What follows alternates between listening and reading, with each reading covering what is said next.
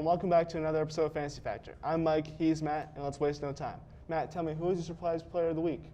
Dalvin Cook, hello, how are you? 48.6 points in Week 8, 30 rushes for 163 yards and 3 touchdowns, with another 2 receptions for another touchdown, making 4 touchdowns. You knew Dalvin Cook was good when he wasn't injured, but I think he's proving that when he's rolling, and he's probably a top 5 running back when he's healthy.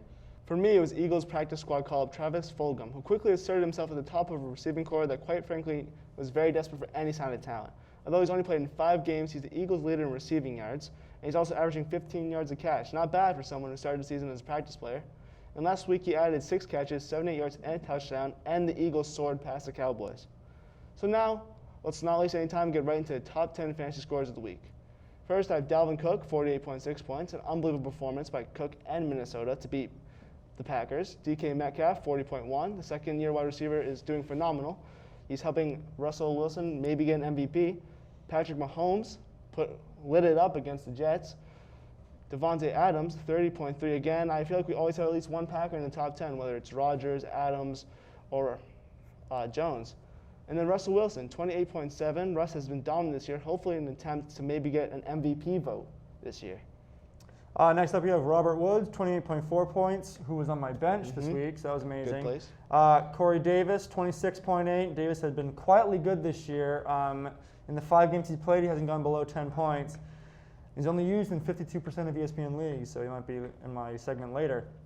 Tyreek Hill, 25.8, another great performance from Tyreek Hill against the Jets. Alvin Kamara, 25.3, the number 1 running back in fantasy football this year. He's proving himself. I don't want to jinx anything. He's on my team, but Keep this rolling. And lastly, Travis Kelce, 24.9. In my opinion, if you didn't start a Chiefs player against the winless Jets, that's your fault. The top-ranked tight end went off against the Jets this week. And then once again, we arrive at the Rise and Fall segment, where we cover the undefeated teams and how they're going to do this week. So Matt, let's start with the Pittsburgh Steelers. Between the Steelers and Cowboys, I think you're an idiot to pick the Cowboys, I'm going to be honest. Where their best quarterback possibility right now is Andy Dalton, and even that is extremely unlikely.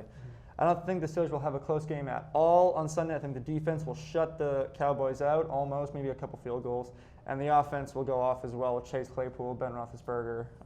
They'll just absolutely go off. And I also have the Steelers, who at the moment look unbeatable, especially against the Ravens. They pulled out a great win. Chase Claypool turned into a great asset. And that defense, that pass rush in particular, it's been terrifying for everyone. And I expect the Steelers to have no trouble against the Cowboys and maybe even pick up the Steelers defense if you can. And then now, since we have extra time, thanks to there only being one undefeated team left, Matt and I are going to make our predictions for what 7 AFC teams will make the playoffs this year. Then next week we'll do the NFC. So Matt, I'm going to let you start. Here are my teams I think will go into the postseason in the AFC. First up, we have the Chiefs, the Steelers, the Titans, and the Bills. I think the Bills, even the Bills, these 4 teams are looking good right now. Overall, I think the AFC East is probably the 2nd worst division in football right now because the Bills are barely good. They couldn't even scrape a win. They could barely scrape a win against the Patriots. For wild card, I think we'll have one surprise at least. I had the Ravens taking the 5th seed here. They're a solid team. Next, I have your Cleveland Browns, of course, it's about time, making the playoffs for the first time in a while. And the newly added last spot of this playoffs, I'm going to pull a bold take and say the Denver Broncos are going to make it. I think Drew Lock's looking good, and even though they're injured right now, they've got some games that they could win. Part of me wanted to put the Patriots in the 7th spot just because with Belichick you can't count them out, but I feel like you guys would lose a lot of respect from me if I put the Pats in. For me, I have the following teams in the postseason. You got Steelers, Chiefs, Bills. Wow, that does feel weird to say. At a 3 seed, too. Then you got Titans, and now we move on to the wild card. This is where it gets interesting. I have the Ravens being the best wild card, and then the Cleveland Browns, of course, who would be making their first playoff appearance since 2002, and this would be the first Browns playoff game that I've ever been able to watch. Then finally, in the newly added spot, I have the Colts. And finally, before we go, we will offer our thoughts on a player that we think you should either add or drop from your team. Matt? I said that Corey Davis would come up in my ad drop, so here he is. Corey Davis hasn't had a single game below 10 points this season, and he's proven that he can still produce, even with A.J. Brown pretty much back.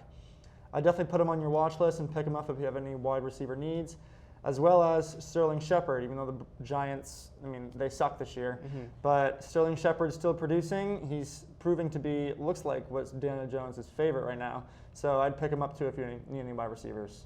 I'm going to offer two players that I actually added to my own team this week. First off, 49ers rookie wide receiver Brandon Ayuk was coming off a career game against the Seahawks where he had 8 catches, 90 yards, and a touchdown.